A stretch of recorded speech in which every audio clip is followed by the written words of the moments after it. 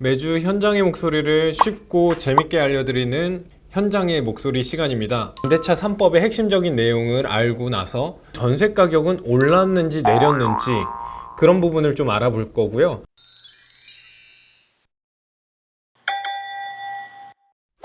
서울 중랑구 면목동에 있는 아파트입니다.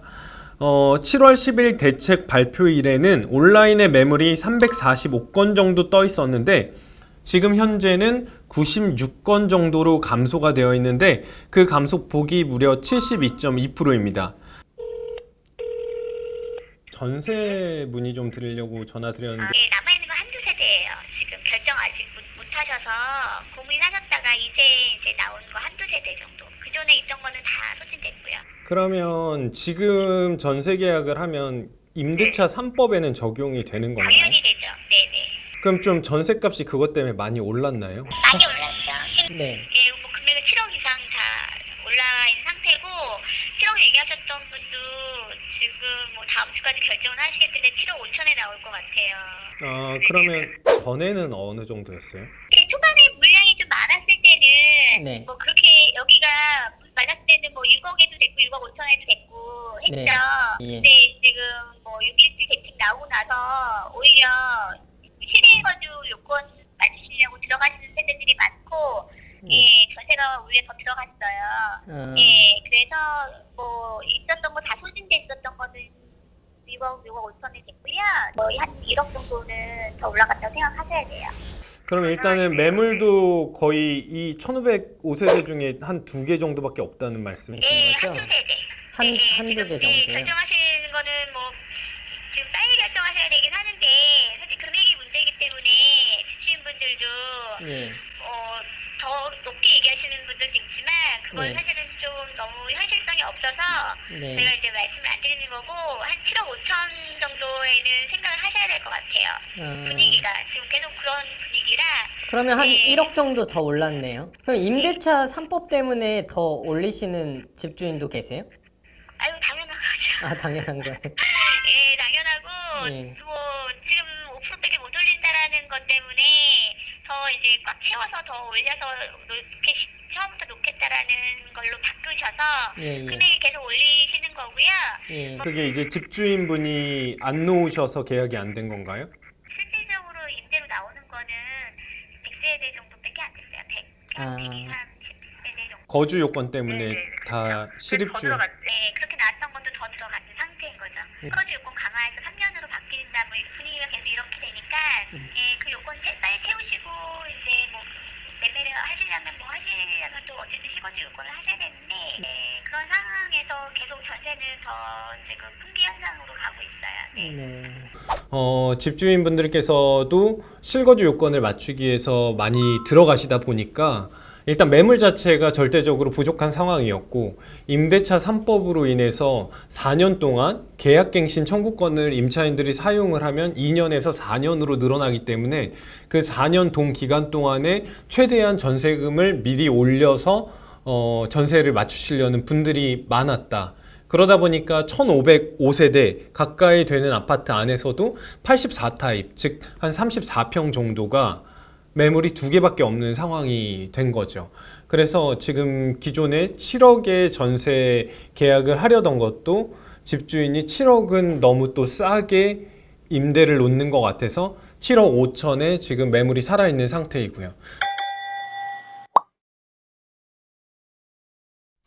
헬리오시티는 이제 2년 전세 계약을 끝내고 다시 재계약을 하는 시점에 넘어와 있습니다. 근데 헬리오시티의 지금 가장 큰 문제점은 기존 계약에 대해서도 정부의 임대차 3법이 소급 적용이 되다 보니까 2년 최초에 아주 전세금을 낮게 들어오셨던 분들이 전세 재계약을 하는 시점에 전세금을 임대인이 올려서 받지 못하고 기존 전세금보다 5% 정도 상한을 두고 올릴 수밖에 없기 때문에 전세금을 높일 수가 없는 상황입니다. 일단 송파 헬리오시티는 2년 전에 1월, 2월까지 입주를 마쳐서 내년 1, 2월에 다시 이제 재계약을 하는 시즌이 돌아오는데 대부분 전세를 낮게 초반에 사셨던 분들이 이번 임대차 3법으로 대부분 계약 갱신 청구권을 이용하실 거고, 그렇게 되면 2년을 더 좀 저렴한 가격에 전세를 사실 수가 있는 지금 과정입니다. 자, 그런데 이 과정 말고 내가 그 임차인인 경우에 새롭게 집을 장만하거나 이제 직장 때문에 이사를 가시는 경우에 한해서만 전세가 재계약되지 않고 매물이 하나 두 개 정도 툭툭 튀어나오는데, 그 매물조차도 아주 저렴한 게 지금 9억 5천대, 그리고 심하게 가격을 올려서 내놓는 건 11억 12억에도 매물 호가가 나오고 있다는 겁니다. 물론 거래됐는지 여부는 아직 실거래가로는 확인된 바는 없습니다.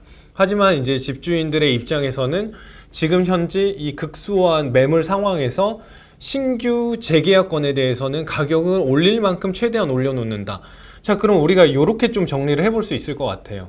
계약갱신 청구권으로 가격의 상한이 제한되는 재계약건들도 분명히 있지만, 신규 계약을 할 수밖에 없는 건들이 분명하게 존재하고 그거에 대한 수량 자체가 굉장히 희소하다는 겁니다.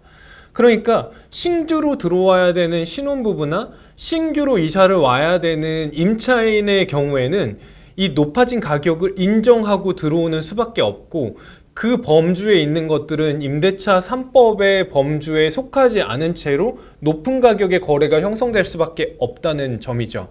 자, 이런 부분이 사실은 임대차 3법의 과도기적인 현상이라고 볼 수가 있겠는데요. 레이크 팰리스 전세 매물 좀 알아보고 있는데요. 제가 이제 2년 살다가 이제 본인이 들어오겠다고 하는 케이스들이 있을 수 있잖아요. 그렇죠. 그렇게 되면은 계약갱신 청구권과 상관없이 집주인한테 내줘야 되나요?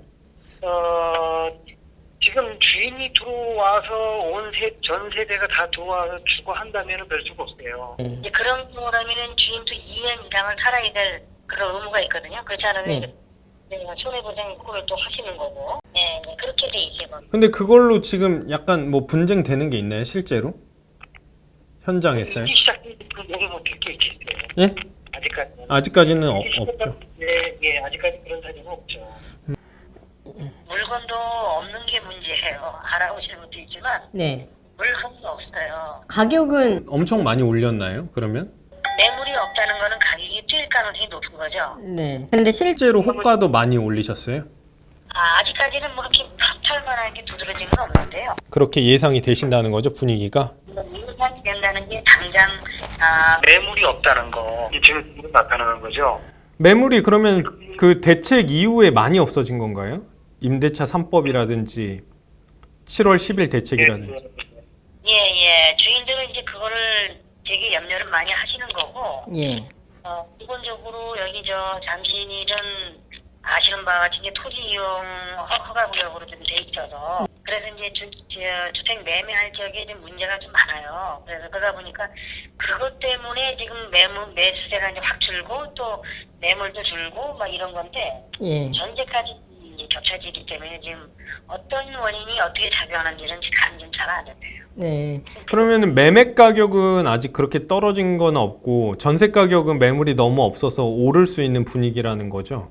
전세 가격도 오를 수밖에 없는 건 유일한 얘기죠. 레이크 팰리스 자체가 2006년에 입주가 된 아파트이고, 그리고 지금 현재 여러 가지 법을 적용을 받아서 재계약할 수 있는 물건들을 제외하고 새롭게 나오는 물건 자체가 일단 굉장히 희소하고, 그러다 보니까 이제 임대인들 입장에서도 장기로 임대를 돌리던 매물도 이제는 어떻게 하면 단기로 돌리면서 5%의 상한을 가져가지 않고 재계약을 나중에 할까, 이 고민을 많이 하시고, 본인이 실거주로 들어올지 아니면 월세로 전환할지 여러 가지 이제 고민의 시기에 있는 과정이라고도 볼 수가 있겠습니다.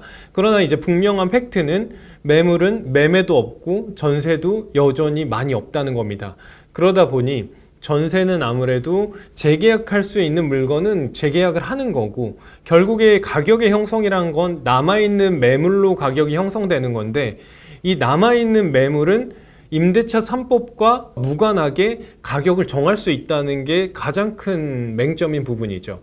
그래서 이런 부분이 서울 전체적으로 형성이 되면 재계약을 혜택을 받은 사람들, 즉 계약갱신 청구권이 적용돼서 낮은 가격으로 살 수 있는 사람들은 대다수가 행복하겠지만 그걸 제외한 나머지 군에 있는 사람들, 신규로 해야 되는 많은 분들 같은 경우에는 더 큰 어려움에 직면할 수 있다는 맹점이 있을 것 같습니다. 시청해 주셔서 감사합니다. 고생하셨습니다.